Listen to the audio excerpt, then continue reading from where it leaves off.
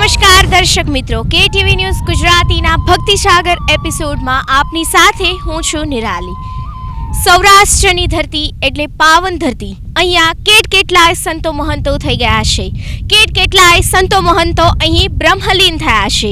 તો આવી જ એક પાવન ધરતીમાં કેટીવી ન્યૂઝ પહોંચ્યું છે, જેના વિશે વાત કરવામાં આવે તો જામનગર જિલ્લાના કાલાવડ શહેરના આ શહેરથી આશરે 20 કિલોમીટરના અંતરે આવેલું આ સ્થળ સૌરાષ્ટ્રમાં એક સાથે 12 દિવ્ય જીવાત્માઓએ લીધેલી જીવતા સમાધિ સ્થળ સંત ભૂમિ સૌરાષ્ટ્રની એની અનેરી શાખ છે। સમાધિઓ છે 13 તે જગતમાં વિખ્યાત છે। તાણીધારનો ટુકડો સૌરાષ્ટ્રમાં પ્રખ્યાત છે। જ્યારે જુઓ ત્યારે એવો ને એવો એ નવાઈની વાત છે। સૌરાષ્ટ્ર એ સંતો મહાત્માઓ અને અનેક વીરોની જન્મભૂમિ અને વિહારધામ છે। જે પૈકી જામનગર જિલ્લાના કાલાવડ તાલુકાના મુળીલા ગામમાં ગુર્જર રાજપૂત ક્ષત્રિય ચૌહાણ કુટુંબમાં જન્મ ધારણ કરેલ એવા એક પ્રાંત સ્મરણીય મહાસિદ્ધ મહાત્મા નાથજી દાદાનું ધાણીધારે બેસણું છે। અહીંયા તેમની ચૈતન્ય સમાધિ આવેલી છે। આ મહાસિદ્ધ મહાત્માએ સૌરાષ્ટ્રને બેસણું બનાવી ધર્મની ધજા ફરકાવી છે, તેમજ ભાતીગળ ઇતિહાસનું સર્જન કર્યું છે। કુદરતી સૌંદર્યથી ભરપૂર એવી આ જગ્યા સૌના મનને શાંતિ આપે છે। વર્ષો આજ 394 વર્ષ થયા।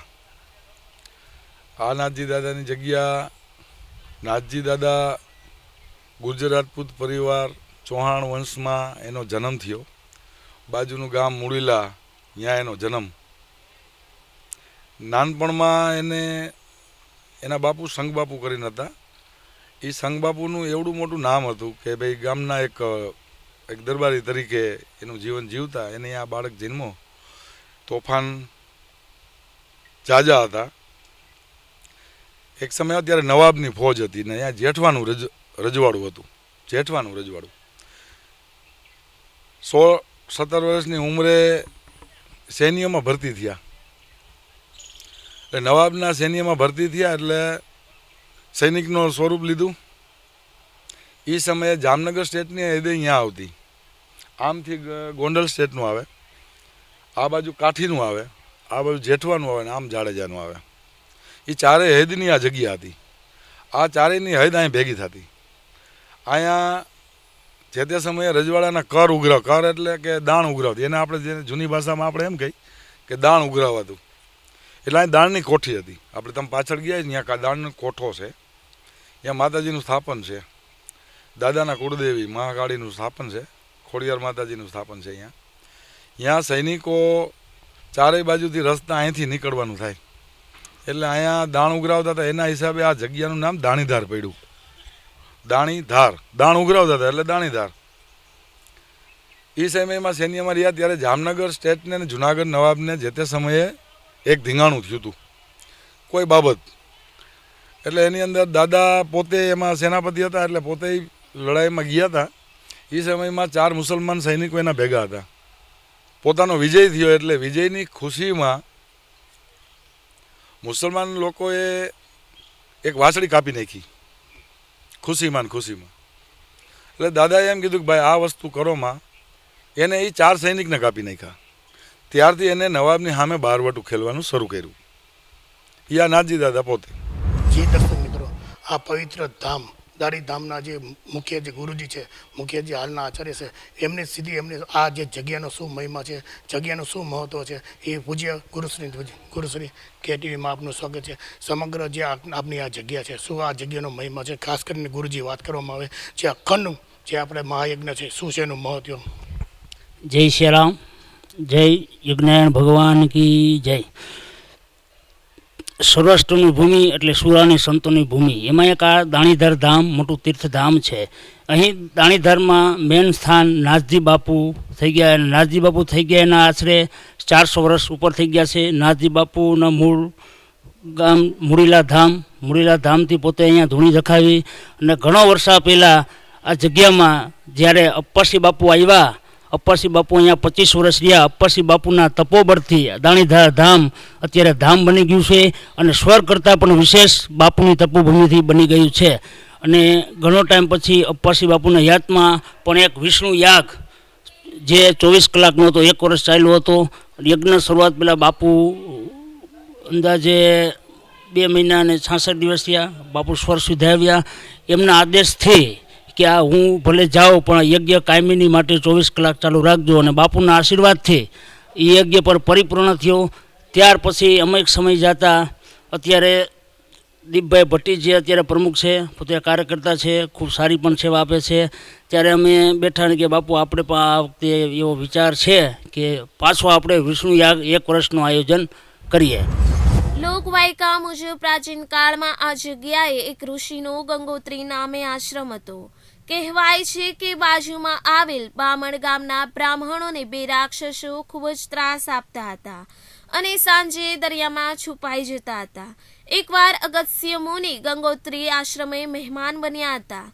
તેઓએ આ રાક્ષસોની પરેશાનીની વાત સાંભળીને દરિયાનું પાણી શોષી લીધું અને દરિયાને છેક હાલના જામનગર સુધી ખાલી કરી નાખ્યો અને બ્રાહ્મણોની રક્ષા કરી હતી. આ ઉપરાંત આ જગ્યાને રાજાશાહીના સમયમાં જોઈએ તો અહીં ધાર ઉપર 4 દેશી રાજ્યની સીમા હતી, જેથી તેઓ અહીં પોતાના રાજ્યમાં આવન જાવન કરતા લોકો પાસેથી દાણ હાલનો ટેક્સ ઉઘરાવતા હતા. તેથી જ આ જગ્યાનું નામ ધાણીધાર પડ્યું છે તેમ કહેવાય છે. હવે જ્યારે બારવટું ખેલતા ત્યારે જેમ કરતાં કરતાં એનું મનોક ધર્મનું બારવટું હતું કે કોઈ ગરીબને રંજાડવું નહીં, પણ જ્યારે જ્યારે આવા મોટા આવા કોઈ પણ કામ થાય એને એ મોટા માણસોને એને બધાને લૂંટીને ગરીબને ખવડાવવું, ધર્મની ધજા ફરકાવી. એક સમય એવો ગયો કે પોતે બારવટું કરીને લૂંટતા. આપણે ત્યારે જે તે સમયે એવું હતું કે કોઈ પણની જાન જાતી હોય, રાજપૂતોની હોય કે કોઈ પણ કોમની 18 વર્ણની જાન જાતી હોય, એમાં એક વડાવિયા તરીકે આપણે કોઈ માણસ ભેગો મોકલતા સીમા સુધી કે ભાઈ એક વડાવિયો હોય જાનને સીમા સુધી વળાઈ આવે. એટલે અમારે અહીંયા જ્યારે એક જાન જાતી હતી એમાં એક વડાવિયા તરીકે અમારા પરમારના જણ હતા, એ રાજપૂત પરિવારમાંથી જ હતા. એટલે વડાવિયાની ફરજ હતી જાનની રક્ષા કરવાની. દાદાએ જાન લૂંટી એટલે એને બેનું ધીંગાણું થયું એટલે સામે પડકારા થયા. હવે એમાં ધીંગાણામાં દાદાને ભાલું લાગી ગયું, હાથરમાં ઘાયલ થઈ ગયા. એક બાબુ કરીને એના ભેગા હતા જોડીદાર, એ બાબુને કીધું કે હવે ઘાયલ થઈ ગયો છું તો અહીં નહીં, હવે આપણે એટલે એક એવી જ અવસ્થામાં પડ્યા હતા. એ સમયમાં એના પ્યારેરામ બાપુ એટલે પરબતસિંહ એનું જૂનું નામ. એ મૂળ રાજસ્થાનના હતા. ગુરુદત્ત મહારાજને અહીંયાથી આશ્રમેથી દ્વારકા સંઘ જતો હતો એનો. એ રસ્તામાં એ 2 ઘાયલને જોયા એટલે એને એમ થયું કોઈ ઘાયલ અવસ્થામાં માણસ પડ્યો એટલે મયારામ કરીને મહારાજ હતા, એને એમ કીધું કે જોવો જી કોણ ઘાયલ થઈને પડ્યા છે. એને જોયું એટલે એમ કીધું કે ભાઈ આ તો કોઈ 2 માણસ છે અને પાઘડીને એવું બાંધેલું હતું કે બારવાટિયા જેવો દેખાવ આવે છે એમ. કાંઈ વાંધો નહીં, એની સેવા કરો. એક રાવટી નાખી દીધી, સેવા કરી. એનો બીજો સંઘ જે હતો એ દ્વારકા વયો ગયો. પણ જે થયું એ એક કોઈ સિદ્ધ સંત હશે, એને માથે દાંતાજીને એમ કીધું કે ભાઈ માથે હાથ મૂક્યો, બેટા તું આ સારો થઈ જાય એટલે તને અહીંથી અમે જુનાગઢ લેતા જઈશું. પાછા આવ્યા, હાજા થઈ ગયા. પણ એ જ્યારે હાજા થયા એટલે એનું હૃદય પરિવર્તન થયું એટલે એને જુનાગઢ લેતા ગયા આશ્રમે, સેવા કરી, મન ફરી ગયું હતું. નાથાજીને દાદા મતલબ પ્યારામ બાપુ એમ કીધું કે હવે તું આ માળા લઈને જ્યારે સંધ્યા થાય ત્યારે ગમે ત્યાં બેસ, તું માળા કરવી. માળા કરવાનું શરૂ તો કર્યું ત્યારે એના મનમાં એવો વિચાર આવ્યો કે હું માળા કરીશ તો હું ખાઈશ શું? બારવટાનો જીવ હતો. એક દિવસ એવું બન્યું કે હાવ ખાવાના ફાફા મળ્યા. તો એને એમ થયું કે હવે હું કાંઈક કરવા હાટું કાંઈક કરવું પડશે. એટલે એને એક બળદ ચોર્યા. બાજુના નવા ગામ છે, અહીંયા નવા ગામના પટેલના બળદ ચોર્યા. અને ત્યારે આ જ ઝાડું રોહિણનું આ જે ચટાણે જે અહીંયા આવીને દી હાથમી ગયો તો બેઠા બેઠા માળા કરતા હતા. પાછળ પટેલ ને પોલીસ ને જે કાંઈ ગોતવા નીકળ્યા, બળદ બાંધ્યા હતા. બાપુ માળા કરતા હતા. પટેલ જોઈ ગયો એ કે આ બળદ છે, પણ એ કે આ મારા બળદ નથી, કારણ કે કલર ફરી ગયો. ઓલા ધોરા બળદ હતા ને જાંબવા થઈ ગયા. પણ પોલીસ ઊભા રહ્યા. માળા પૂરી થયેલ બાપુને પૂછ્યું એ કે તમે આ બળદ ચોરીને કોઈ જાતા જોયા? તો એને એવો જવાબ આપ્યો કે હા, એ કે બળદ તો મેં જ ચોરેલા છે, કારણ કે સત્ય બોલવાની તો આવી ગયું હતું, માળા કરી હતી. તો કે આ બળદ પટેલ કે મારા નથી. એ પરચો દાદાએ જ્યારે પૂર્યો ત્યારે એનું મંતરનું હાવ ફેર થઈ ગયો. ત્યારે એને એમ થઈ ગયું કે ના હવે આ સતને માર્ગે જવું જરૂરી છે. ત્યારથી લઈને આજ તારીખ સુધી એ એના નીચે એને માળા ફેરવી અને સતનો રોટલો શરૂ કર્યો. જે કોઈ આવે વટે માર્ગું એનાથી જે કાંઈ બને એ એને ખવડાવ્યા. દાણીધરની જગ્યા એવી છે કે બધાય આ જગ્યાએ સંકળાયેલા છે. એમાં રાજપૂત સમાજ, પટેલ સમાજ, જાડેજા પરિવાર સમાજ અને માર્ગી સંપ્રદાય દાણીધારિયા પરિવાર, એ બધાય પરિવારનો આ ગુરુદ્વારો છે. અને આ યજ્ઞમાં બધાનો ખૂબ સાથ સહકાર અને ખૂબ બધાએ સેવા બજાવી છે અને અત્યારે સેવા પણ બજાવી રહ્યા છે. મૂળ તો નાથજી બાપુ ચૌહાણ કુળમાં થઈ ગયા છે. અત્યારે અહીંયા 13 સમાજથી જીવિત છે. 12 અહીંયા છે અને 13મી ટોળા પાદરમાં છે. આજ પણ પેલા કહેવત હતી કે ટોળાથી તેલ આવે અને દાણીધાર દીવો થાય. એ નિયમ આજ પણ છે, કારણ કે મહિનામાં પૂનમે અમાસે ટોળાથી પણ દિવેલ અત્યારે આવે છે. તો અત્યારે આ વિષ્ણુ યાગની પૂર્ણાવતિની એન્ડમાં અત્યારે તારીખ 6, 7, 8, 9, 10ના 6 દિનો પ્રોગ્રામ રાખ્યો છે. એના માટે આપણે 6, 7, 8 ઉપવાસી બાપુની પ્રતિષ્ઠાનું પણ આયોજન કર્યું છે. બાપુનું નવનિર્માણ મંદિર અત્યારે બની ગયું છે. તો આ ખાસ કાર્યક્રમમાં 6, 7, 8, 9, 10 મારું ભાવભર્યું નિમંત્રણ છે કે આ કાર્યમાં બધા પધારજો અને અમારી જગ્યાની શોભા વધારજો. તો દર્શક મિત્રો, દાણીધારની જગ્યામાં જે આગામી જે ભવ્ય કાર્યક્રમ છે એના અનુસંધાને ગોંડલના મહંતશ્રી અને સીતારામ બાપુ ખાસ અહીંયા આજે હાજર છે. તો એમને પણ આ જગ્યાના મહિમા આવશે. પછી આ ભૂમિ ઉપર અનેક મહાપુરુષો થયા. આ પૈકીમાં અહીં મૂડીલાથી પૂજ્ય નાથજી બાપુ આવી અને આ દાણીધારમાં આવી ધૂણી દખાવી અને અલગ જગાવી અને હરિહરનો નાદ કરી અને અનેક ભૂખ્યાને ભૂખ અને તરસ છુપાવી છે. એવું આ દાણીધાર એ પવિત્ર ધામ છે. આ ધામની અંદર અમે ઘણા વર્ષોથી આવી છીએ, કારણ કે અમારી શાખાની અંદર અમારે સાધુ પરંપરામાં 12.5 શાખા એવો શબ્દ વપરાય છે. 12.5 શાખા એટલે 12 + બીજી 6 એટલે 18 શાખાનો અમારો સાધુ સમાજ બનેલો છે. આ પવિત્ર સ્થળ પર ગંગારામ બાપુનો ધૂણો આવેલો છે. આ ધૂણામાં ફક્ત પુરુષો જ દર્શન કરી શકે છે, સ્ત્રીઓને પ્રવેશવાની મનાઈ છે. આ પવિત્ર સ્થળની ચોકી ગંગારામ બાપુનો આ ધૂણો પ્રેત સ્વરૂપે કરે છે. જ્યારે શ્રીનાથજી દાદા સાથે ગંગારામ બાપુ અહીં રહેતા હતા ત્યારે તેઓ પ્રેત સ્વરૂપે અહીં તપસ્યા કરતા હોવાનું મનાય છે.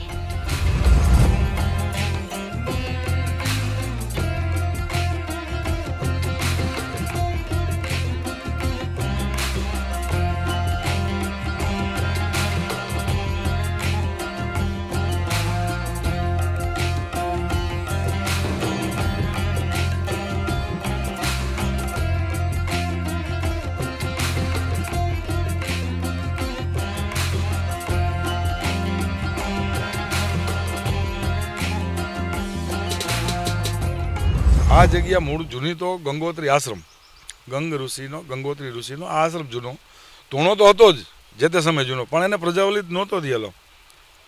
દાદા મેકરણ જ્યારે ગુરુદત્ત મહારાજ પાસેથી કાવડ લઈને નીકળ્યા અને બિલખાનો ધૂણો જ્યારે દેખાયો ત્યારે એ દાદાના સમયમાં મેકરણ દાદા અહીંયા આવ્યા.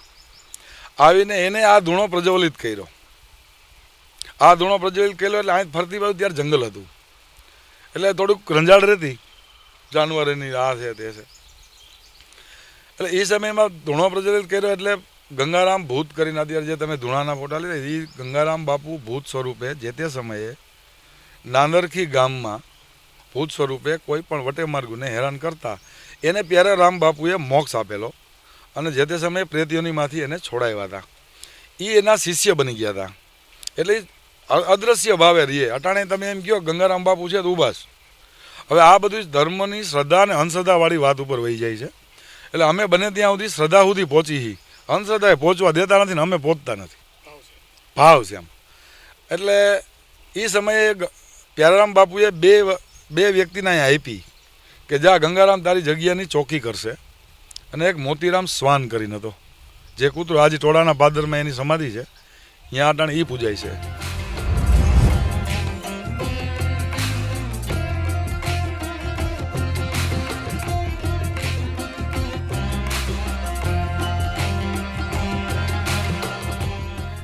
દાણીધારમાં શ્રી ઉપવાસી બાપુએ કરેલ શ્રી વિષ્ણુ સંવત્સર મહાયજ્ઞ 365 દિવસ સનાતન ધર્મમાં યજ્ઞએ સામાન્ય રીતે મંત્રો સાથે અગ્નિમાં આહુતિ દેવાની અતિ પ્રાચીન અને મહત્વપૂર્ણ ક્રિયા છે.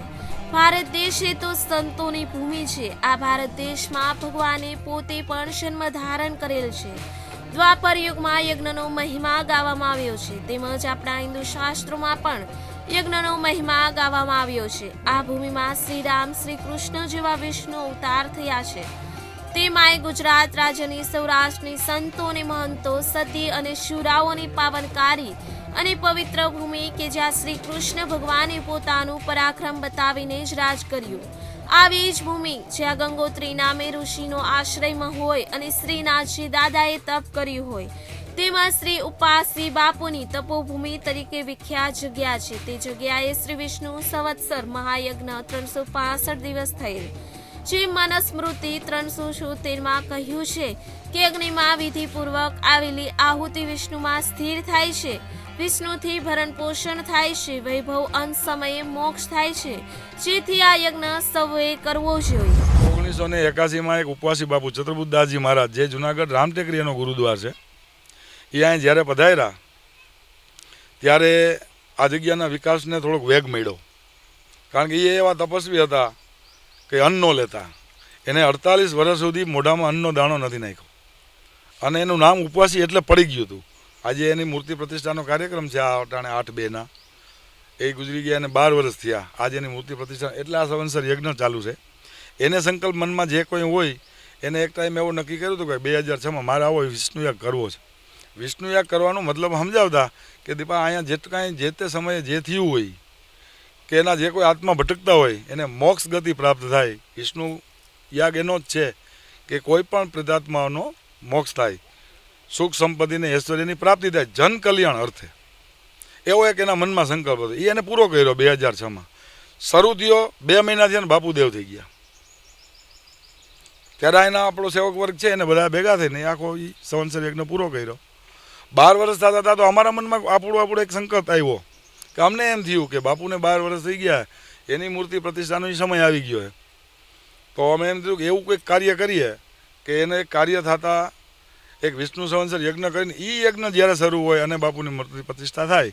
કારણ કે પહેલો 2006માં બાપુનું જે આ મંદિરનું નિર્માણ થયું ત્યારે આ જ વસ્તુ થઈ હતી કે જ્યારે પહેલો પાયાનો પથ્થર ખોદાણો પાયો ત્યારથી મંત્રોચ્ચાર શરૂ હતા. એ મંત્રોચ્ચાર પૂરા થયા અને મંદિરનું નિર્માણ પૂરું થયું. આજે 2018-19નો સમય છે તો અહીંયા એમ જ થયું, પાયો ખોદવાનું શરૂ થયું, મંદિરનું નિર્માણ શરૂ થયું. હમણાં પૂર્ણાવતિ આવશે એટલે મૂર્તિ પ્રતિષ્ઠા થઈ જશે.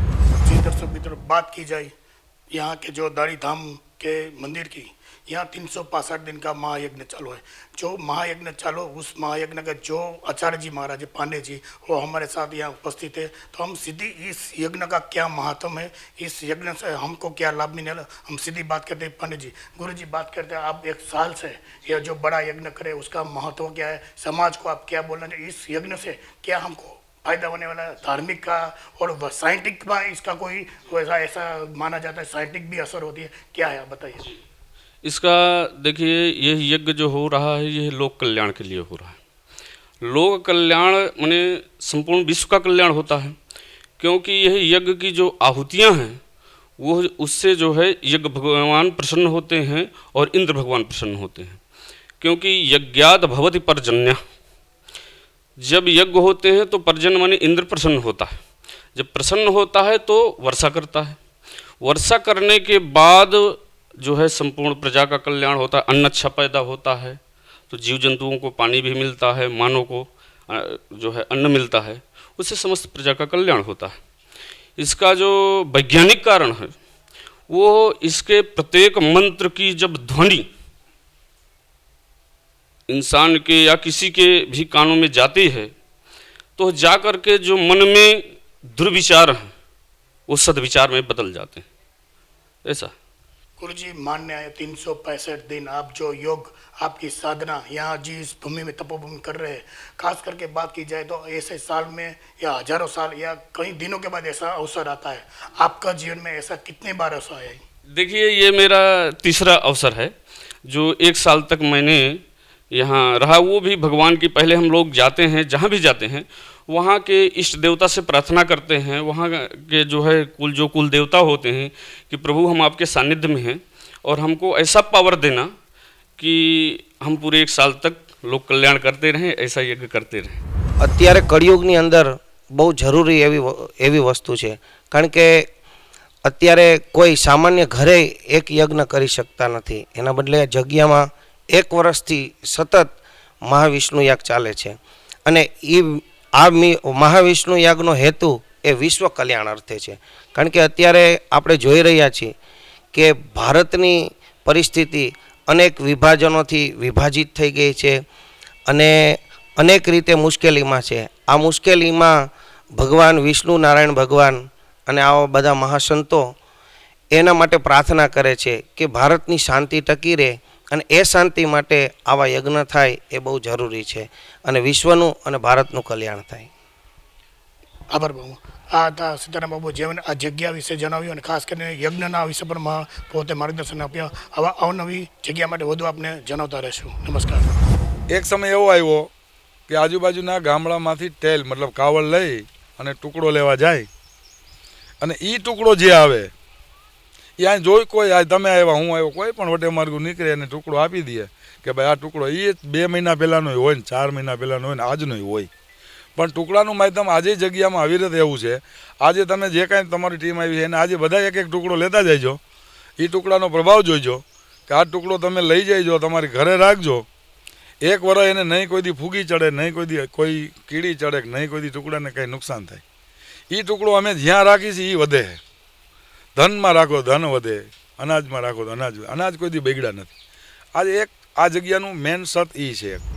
ખાસ કરીને વાત કરવામાં આ મંદિરનો 420 વર્ષનો ઇતિહાસ છે. ખાસ કરીને અત્યારે જે અમે મહાથાર જે ધરવામાં આવ્યો એમનો શું મહિમા છે? એના માટે કારણ કે અહીંયા 13 સમાધિ છે, 9 12 3 અંદર, એટલે 12 થાળી 13 થાળી થયા. બાજુમાં કૃષ્ણ ભગવાનની મૂર્તિ છે. એ કૃષ્ણ ભગવાનની મૂર્તિ જ્યારે દાદાનું મંદિરનો પાયો ખોદાતો હતો ત્યારે એ મૂર્તિ એમાંથી નીકળી અને એ મૂર્તિના 60 કટકા થઈ ગયા. એ મૂર્તિ જ્યારે ગોમતી ઘાટે બાપુના આદેશ પ્રમાણે એ ગોમતી ઘાટે પધરાવા ગઈ તો ત્યાંથી ના આવી. ત્યાંથી પછી સોમનાથ ગયા તો સોમનાથ પણ ના આવી. પછી એ મૂર્તિને મેં સુનીને બોલાવી, એ મૂર્તિને પછી રિપેર કરી કમ્પ્લીટ કરીને પ્રતિષ્ઠા કરી. એ મૂર્તિને જ્યારે આવી ત્યારે સોની પર અચરજ થઈ ગયો કે બાપુ આ મૂર્તિમાં શું એટલો બધો ચમત્કાર છે, કારણ કે જેના 60 કટકા થઈ ગયા હતા. અત્યારે એનો આકાર એ પ્રકારનો જ છે, એમાં કોઈ જાતનું છેડછાડ નથી. અને કાયમીની માટે આ પરંપરા બાપુના નિયમ મુજબ કાયમીની માટે અમારા નિયમ છે, એમ પરંપરા કાયમીની માટે જોડાઈ રહી છે. કારણ કે નિયમ છે તો બધું છે, આ બધું નિયમને આધીન છે. કારણ કે આજે મારે અહીંયા 18 વર્ષ થયા છે. બાપુનો ગુરુદ્વારો જુનાગઢ છે, રામ ટેકરી, રામલખનદાસ બાપુ, તેમના ગુરુ બાપુ પણ સ્વર્ગવાસ થઈ ગયા. તે પછી બાપુના દાદુ અત્યારે ત્યાં પણ કિશનદાસ બાપુ સારું સંચાલન કરે છે અને તેના માધ્યમથી બાપુના આદેશથી અમે પણ ત્યાં પહેલાં જુનાગઢ હતા, પણ બાપુના આદેશ મુજબ કે બાપુ આપ દાણીધર આવો અને અહીંયા આવી અને દાદાની બાપુની કૃપાથી અત્યારે અમે ખૂબ સેવા કરી રહ્યા છીએ. અને બસ હું એક જ પ્રાર્થના કરું છું, કાયમીની માટે સેવા કરું એવી મારી ભાવના છે. જય સિયારામ. ગુરુજી, ખાસ કરીને વાત કરો, અમે આખા વર્ષ દરમિયાન આપના જે જગ્યાના ક્યાં ક્યાં એવા કાર્યક્રમો છે કાયમી આપ આપી રહ્યા છો? એમાં અમારા 3 પ્રસંગ મહત્ત્વના છે. પેલા દાદાનું શ્રાદ્ધ ભાદરવી ચોથમાં આવે છે. બીજું છે જેઠ મહિનાની સંવત્સરી કે જે દિવસે દાદાએ સમાધિ દિવસ લીધો હતો. અને ત્રીજો છે અમારા ગુરુ પૂનમ. આ 3 પ્રોગ્રામ અમારા ખાસ છે. એમાં મેન પ્રોગ્રામ દાદાનું શ્રાદ્ધ, એમાં ખૂબ માણસો હોય, મેળો પર ભરાય છે. 4-5 લાખ માણસો આવે છે અને એકી સાથે બધા પ્રસાદ પણ લે છે. સાંજે લોકડાયરીનું આયોજન હોય છે અને આજુબાજુના ગામના સમાજ, રતુ સમાજ, પટેલ સમાજ, સાધુ સમાજની ખૂબ બધા સેવા આપે છે અને કાયમી સેવામાં અવિરત છે. હું ધન્ય આપું છું આ સેવા કરવાવાળાને કે કાયમી આ સેવા કરવા આવે છે. તો દર્શક મિત્રો, આ હતા ગુરુજીએ જેમને આ મંદિરનો ઇતિહાસ અને આ મંદિરના જે આગામી જે ભવ્ય આયોજન કાર્યક્રમો થયો એમને રૂપરેખા આપી. નમસ્કાર.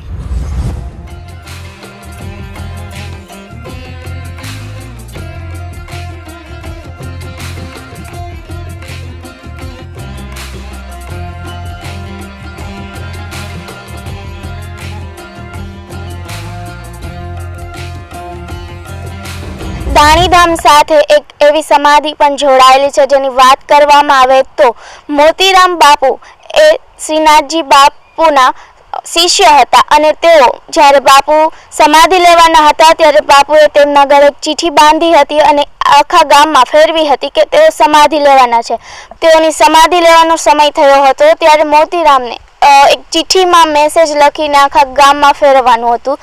મોતીરામને એ મેસેજ આપતા થોડોક સમય થઈ ગયો હતો. એમને ખ્યાલ આવ્યો કે ત્યાં પણ સમાધિનો સમય થઈ ગયો છે, તો ત્યારે તેમને જાતે જ અહીંયા ખાડો ગાળીને સમાધિ લઈ લીધી હતી, જે ગામનું નામ છે ટોડા. આપ જોઈ રહ્યા છો દર્શક મિત્રો, ટોડા ગામે મોતીરામ બાપુની સમાધિ. જ્યારે દાદાને સમાધિ લેવાનો સમય આવ્યો એટલે અહીંયા મોતીરામ કૂતરાને ત્યારે એવું હતું, બાજુનું ગામ ટોળા, નજીકનું ગામ, અને એના બધા સેવકો દરબારું બધાય, એટલે એને અહીંથી ચિઠ્ઠી બાંધીને મોકલતા કાયમી માટે કે ભાઈ જાઓ તમે અહીંયા સમાચાર દો. દાદા અહીંયા બધાને ખબર હતી કે જગ્યામાંથી આવે એટલે ચિઠ્ઠી છોડીને વાંચે, અહીંયા બાપુને કાંઈ કામ હોય તો એ તરત કાંઈ જે સમાચાર મોકલા અહીંયા આવી જાય. દાદાને સમાધિ લેવાનો સમય થઈ ગયો એટલે એને મોકલું કે જા તો આ ચિઠ્ઠી બાંધે કે દાદાને સમાધિ લેવાનો સમય થઈ ગયો. મોતીરામ અહીંયા પહોંચ્યા, દરબારી ડાયરો હતો, કહુંબા પાણી હાલતા હતા, એને ઘડીક વાર ભૈસો.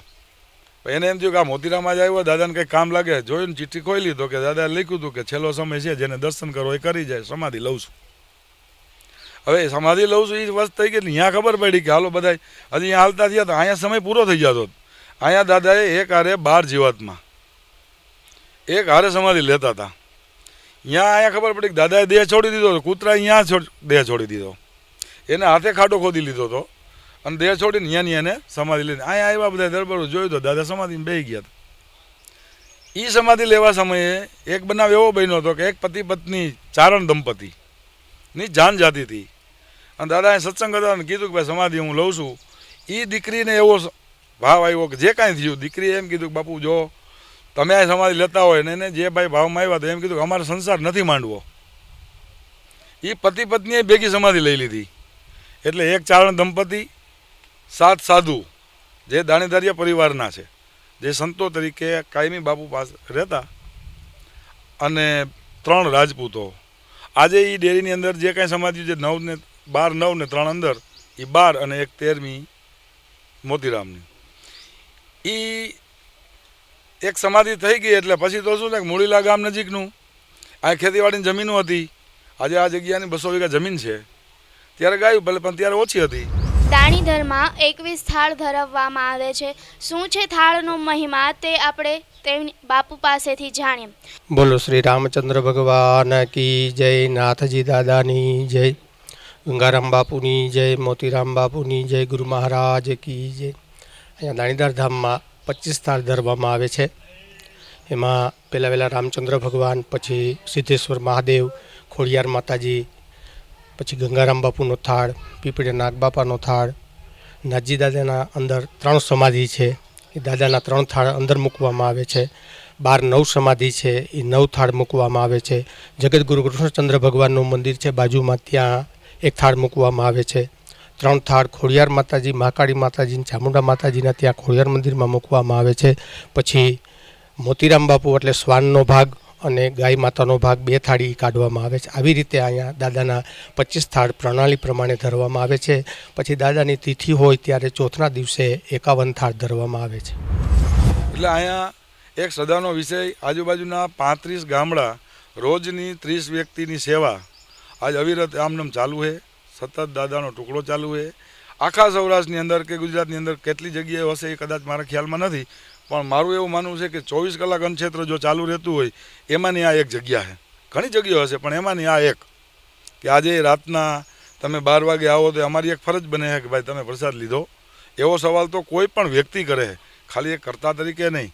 આજે અમારો એક ગુજર રાજપૂત સમાજ છે, એક જે તે સમયે અમારે અહીં ટ્રસ્ટનું નિર્માણ થયું હતું 84ની સાલથી. એટલે અહીંયા ટ્રસ્ટ આ જગ્યાનો થોડોક વહીવટ કરે છે. અહીં ગુરુ પરંપરાની આ ગાદી છે. જેમ એક ગુરુ જાય તેના શિષ્ય હોય એ ગુરુ ગાદી આવે, એમ કરતાં કરતાં એક ટ્રસ્ટ મંડળની રચના થઈ. એ ટ્રસ્ટ મંડળ અટાણે એક વહીવટ કરે છે. ઘણા અમારે પ્રમુખો બદલતા રહેતા હોય છે. આજે 2016થી 15થી પાછો મને અહીંયા જે સેવાનો મોકો આપ્યો આખા સમાજે, તો આજ મારાથી જે કાંઈ બને છે, જે કાંઈ મારાથી સેવા થાય છે એ અત્યારે અમે કરાવી નિભાવી છીએ. આખો સેવક વર્ગ છે. આથી વધારે તો બીજું આ જગ્યામાં ધર્મશાળા આવ્યું છે, ગૌશાળા છે, 500 ગાયું છે, અન્નક્ષેત્ર ચાલુ છે, ગયું ચાલુ છે, ચબૂતરા ચાલુ છે. અહીંનો જે શ્વાન છે કૂતરો અમને પૂજાય છે એટલે અમે એને કોઈ દી અહીંયા પાણોય મારતા નથી. અહીંયા લગભગ ઓછામાં ઓછા 50-60 તો કૂતરાય છે, ખાય છે બધા હવન રીતે. જે માણસો આવે તો એ અનાજ લે, કૂતરો અનાજ લે, પક્ષી ખાય છે. તે જો મારો અંગત ભાવ હું પ્રગટ કરું તો મારું એવું માનવું છે કે દરેક વ્યક્તિઓએ પોતાના જીવનમાં કાંઈક ને કાંઈક પણ ધર્મ કાર્યમાં જોડાયેલું રહેવું જોઈએ. અને આ હું એટલે મારી જાતને ભાગશાળી માનું છું કે અમારો 3 પેઢી થયા તો આ જગ્યા ગુરુદ્વાર છે જ. એ સિવાય ઘણા બધા સમાજ, દરેક સમાજનો આ ગુરુદ્વાર છે, બરાબર છે. જે લોકોને ધર્મ કાર્ય કરવું છે અથવા તો કાંઈ પણ પુણ્ય કરવું છે તો હું એવું માનું ત્યાં સુધી આ જગ્યા એકમાત્ર એવી છે કે ત્યાં બધી વસ્તુ આવેલી છે કે જ્યાં તમે તન મન ધનથી તમે સેવા આપી શકો છો. જેમ કે તમારી પાસે જો કેપેબલ હોય તો અહીંયા ગૌશાળા છે, અહીંયા 24 કલાક અન્નક્ષેત્ર ચાલુ છે. એમાં તમે કાંઈ પણ ફૂલની તો ફૂલની પાકડી આપી શકો છો. અથવા તો તમે પૈસા નથી આપી શકતા, દાન નથી કરી શકતા, તો તે સિવાય તમારી પાસે સમય હોય તો એ સમય દરમિયાન તમે અહીંયા સેવા કરી શકો છો. સેવા માટે અહીંયા ભોજનશાળા છે, ભોજનશાળામાં તમે પીરસી શકો છો. અથવા તો ગાયના ગૌશાળામાં સેવા કરી શકો છો. કોઈ પણ દ્રષ્ટિએ જે તમારા જીવનમાં તમે પુણ્ય ભાથું બાંધી શકો એ તમે જરૂર બાંધી શકો છો. અહીંયા આ જગ્યા એ પ્રકારની છે, હું એવું માનું છું. અને બીજી વાત હું કરવા બેસું કે આ એક વસ્તુ એવી છે કે જે તમને લાગણી એકવાર બંધાઈ ગઈ એ અતૂટ શ્રદ્ધાથી એમાં કોઈ પણ ફેરફાર થતો નથી.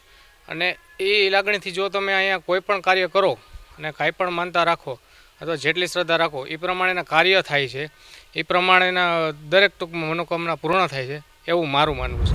દાણીધરમાં આવેલા ભાવિકો સાથે આપણે સીધી વાત કરીએ. તમે દાણીધરમાં કેટલા વર્ષોથી આવો છો? વર્ષોથી આવી છીએ અહીં. શું છે મહિમા જણાવશો? અપવાસી બાપુનું ધામ છે અને નાસ્તી બાપુનું ધામ છે, એના દર્શન કરવા. અને જગ્યા છે હવન 12 મહિનાનો છે. આ અમારા નાસ્તી બાપુની જગ્યા છે.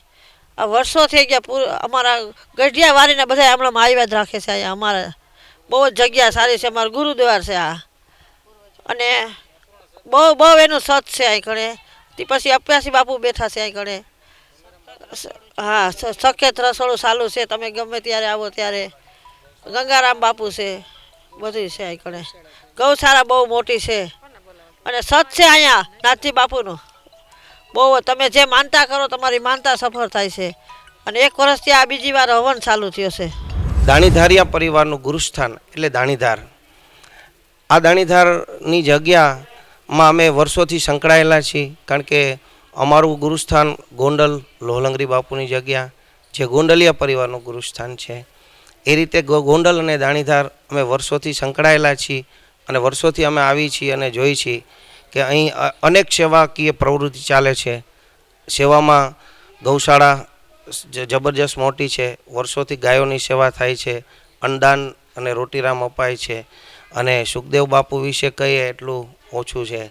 કારણ કે સુખદેવ બાપુ અમને હૃદયથી ચાહે છે અને અમે એને હૃદયથી ચાહીએ છીએ. બસ વિશેષ કંઈ નહીં કહેતા વિરમું છું. जय सियाराम, जय नाथ जी दादा। आपने 365 में कुछ ऐसा अनुभूत हुआ है जो हमको बताइए। जी जी, मेरे को प्रत्यक्ष अनुभव ये हुआ। यहाँ सबसे बड़ी बात तो ये है कि एक जो गंगाराम बापू जी हैं और एक अपने श्रीनाथ जी दादाजी हैं और उपवासी बापू जी हैं, जो प्रत्यक्ष रूप से यह बताते हैं अगर कहीं ना कहीं आप समस्या में हो। मैं आपको आप इस बात को या अंधविश्वास मानिए या मैं मेरे ऊपर घटा है तो मैं बता रहा हूँ। मैं जब आया था 10 दिन नहीं हुआ था, शुरू में आया तो मेरा मन थोड़ा सा ऐसा लगा। मैंने दादा से प्रार्थना किया कि दादा मैं ब्राह्मण हूँ, मैं यज्ञ करने आया हूँ, मेरा ये यज्ञ आप निर्विघ्नता पूर्वक संपन्न कराइए।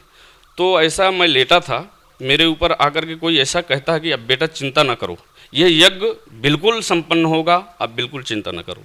सत्य बताऊं, मेरे को तब से इतना पावर मिल गया कि मैं कोई भी काम करता था तो मेरे को मन में उल्लास होता था। तो ये तो जीता जागता इसका पावर है। ये आपकी श्रद्धा, आपने अपना पहचान यहाँ भूमि की किया। मैं गुरुजी आपको बोलूँगा, हमारे दर्शकों के इस यज्ञ के बारे में क्या बताना चाहेंगे? कैसे? आज जो यज्ञ चल रहा है, हमारा जो दर्शक देखने वाला आपका यज्ञ, उसके बारे में हमारे श्रोताजन को क्या बोलना है? हाँ, मैं तो यही कहूँगा कि आप लोग इससे ये प्रेरणा लीजिए कि आप 1 साल तक के यह यज्ञ जो है माननीय दीप सिंह जी के द्वारा उनकी प्रेरणा से, उनके द्वारा संकलन किया हुआ सभी लोगों को जोड़ करके उन्होंने ये यज्ञ कराया। तो मैं तो ये कहूँगा कि प्रत्येक सौराष्ट्र के लोगों को इससे प्रेरणा लेना चाहिए कि जो है कम से कम नहीं है तो 6 महीने साल भर का नहीं कर सकते तो 1 महीने का करें, धर्म से जुड़ें, क्योंकि धर्मेण हन्यतो व्याधि। जिस क्षेत्र में जहाँ पर धर्म होता है वहाँ कभी व्याधि नहीं होती, कोई कष्ट नहीं होता है। धर्म की बात आपने कही, मैं आपको बोलना चाहूँगा गुजरात में खास करके हिंदुस्तान में राम जन्मभूमि की बात अभी चल रही है, उसके बारे में आप क्या बोलेंगे? अब देखिए, राम जन्मभूमि तो ये जो है अपना राष्ट्रीय स्तर का काम है और ये जो है नेता विधायकों का राजनीति का काम है। बिन राज्य की बात करता हूँ, आप अब धर्म का गुरु है, 365 में आपने जिन लाइफ में तीसरी बार आपका ऐसा आया, तो इस हिसाब से मैं अपने पूछना हूँ, राम मंदिर बनना चाहिए या नहीं चाहिए? अब देखिए, राम मंदिर तो हर हिंदू सोचता है कि राम मंदिर बनना चाहिए, क्योंकि एक उनकी ख्वाहिश है कि राम मंदिर तो बनना चाहिए। समग्र हिंदू का कल्याण के लिए होना चाहिए। समग्र के हिंदू के कल्याण के राम मंदिर का निर्माण होना चाहिए और संत ब्राह्मण क्षत्रिय को उसमें सबसे आगे होना चाहिए, क्योंकि क्षत्रिय ही ब्राह्मण की रक्षा कर सकता है। तपस्वियों की रक्षा करने वाला सिर्फ क्षत्रिय है।